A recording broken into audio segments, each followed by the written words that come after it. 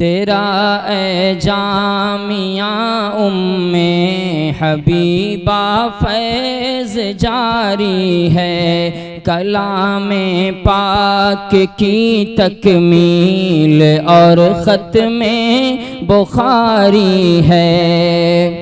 तेरी उस सूफ़े नबवी से एक मज़बूत निस्बत है। अस्सलामु अलैकुम व रहमतुल्लाहि व बरकातुहू।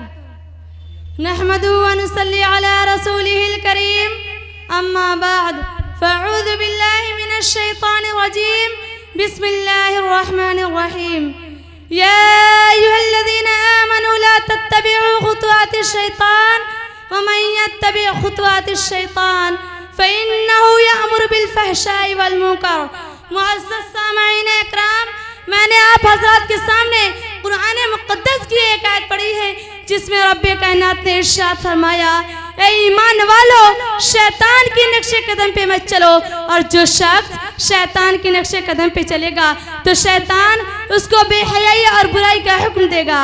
मिल्लत इस्लामिया के नौजवानों, आज के इस महफिल में और आज के इस मुबारक इजलास में मेरे तकरीर का मौजू आज का बिगड़ा हुआ माशरा हमारी जिम्मेदारियाँ है।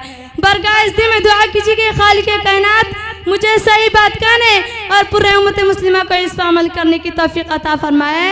नौजवान दोस्तों, आज के इस नाजुक दौर में हमारा माशरा और समाज किन किन खराबियों से दो चार है, उनके असबाब व वजूहात क्या है, उनसे मुकाबला और दफ़ा की क्या तदाबीर है, उनको इस मुख्तसर से वक्त में बयान करना और तफसीली रोशनी डालना दुश्वारी नहीं बल्कि नामुमकिन सा मालूम होता है। लेकिन सरेदास्त दौरे हाजिर के बाद शदीद फितनों का इजमालन और बाज का तफसीलन जिक्र कर देना मुनासिब समझती हूँ।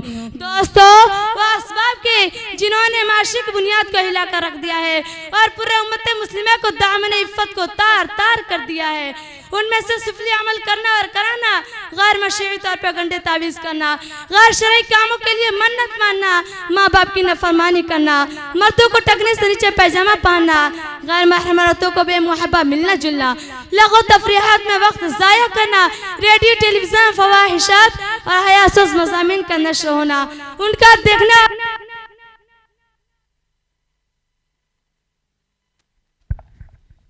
सिनेमा देखना, जुआ खेलना, औरतों को बेपर्दा रहना, नंगे सर घूमना फिरना, गला बाजू और पेट का खुला रहना, बारीक लिबास पहनना, शहवत की अमानत में खयानत करना, दफातरों में गैर महरमों के साथ बेपर्दा काम करना, बेपर्दा कॉलेजों में जाना, नौजवान लड़का लड़कियों को कॉलेज में मखलूत तालीम हासिल करना, रिश्वत लेना और देना, सूद लेना और देना, गिबत करना या सुनना, तस्वीर का रखना, दीवारों पर लगाना, शौके या कुत्ता पालना, तकारीब शादी में रुपये पैसे नुमाइश के लिए खर्च करना, अलगाज बहुत से ऐसी खराबियां हैं जो हमारे माशरे में जारी व सारी है।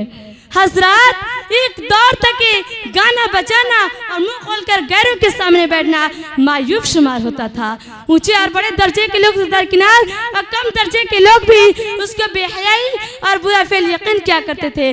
क्या किसी की शर्म और गैरत इस बात की इजाजत दे सकती थी कि इसकी बहू बेटी गैरों के सामने नाचे गाए? क्या मुमकिन था कि नाच गानों के महफिल में अपने औरतों को बेपर्दा बैठा दिया जाए? हरगिज नहीं। लेकिन अफसोस, सद अफसोस, आज हर शहर में एक नहीं कई सिनेमा है जहां मर्द औरत के गोल नजर आते हैं। शरीफ शादियां खुद एकड़ों के फराइज अंजाम देती है। गंदे फहश किस्से अदकारी में अजनबी मर्दों के सामने निहायत बेबाकिस्सा हिस्सा लेती है। उन पर शर्म और गैरत रोती है। उनके सामने मर्द औरत के गिरोह बैठे हुए होते हैं। उनको कहकहा लगाकर खूब की दाद देते हैं और खुद अपने तहजीब का मजाक उड़ाते हैं। हाय अफसोस, हमारी अकल कहाँ चली गई कि गरीब और मालदार सब इस बीमारी में मुब्तला है। सिनेमा देखना जरूरियात जिंदगी में दाखिल हो गया है।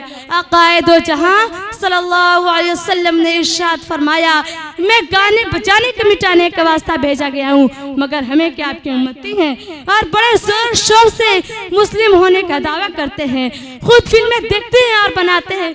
जब सैकड़ों हजारों के घरों पर छत नजर पड़ती है तो चारों तरफ लानत की एंटीना दिखाई देती है, जिससे टेलीविजन पर प्रोग्राम और फिल्में आती है। और यही कहा जाता है टीवी देखने से बच्चा होशियार होता है, टीवी देखने से साइंस की बातें मालूम होती है, टीवी देखने से इंसान तरक्की करता है।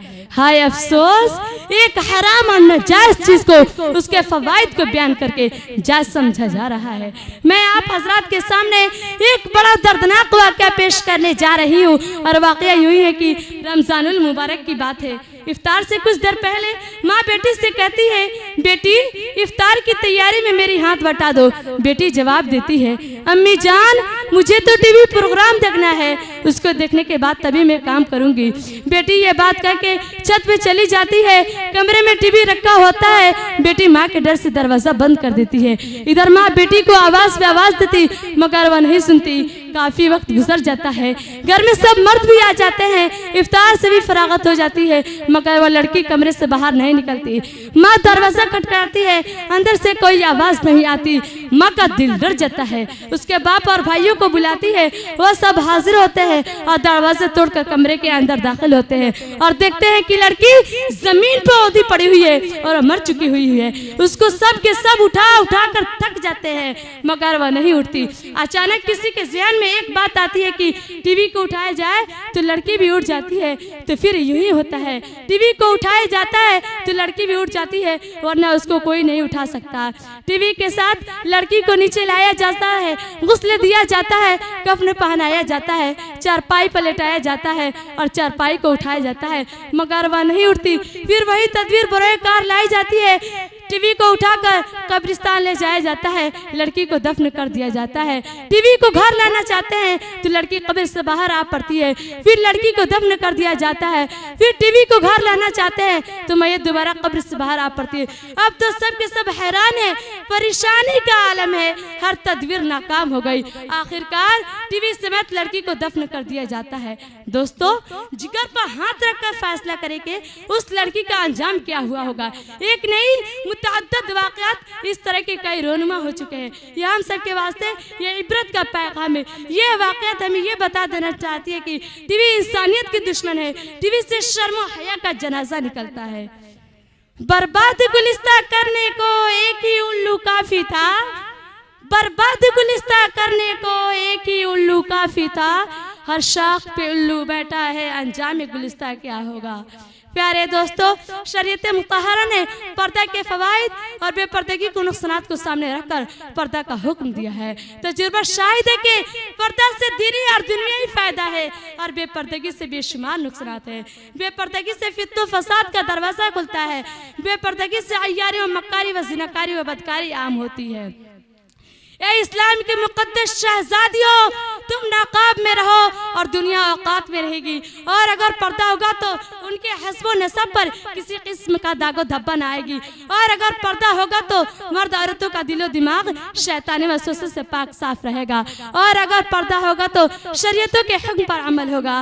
दोस्तों, अब हम सब मिलकर इस बात का अहद करें कि तादम हयात इस्लाम की पासबानी करेंगे। खुदा ताला से दुआ है कि हमारे माशरे में जो भी खराबियाँ पैदा हो गई है उन सबको दूर फरमाए और हम सबको इस्लामी माशरा नसीब अता फरमाए और हम सबको अपनी अपनी जिम्मेदारी का एहसास करने की तौफीक अता फरमाए। आमीन सुम्मा आमीन। वमा अलैना इल्लल बलाग। अस्सलामु अलैकुम व रहमतुल्लाहि व बरकातुहू।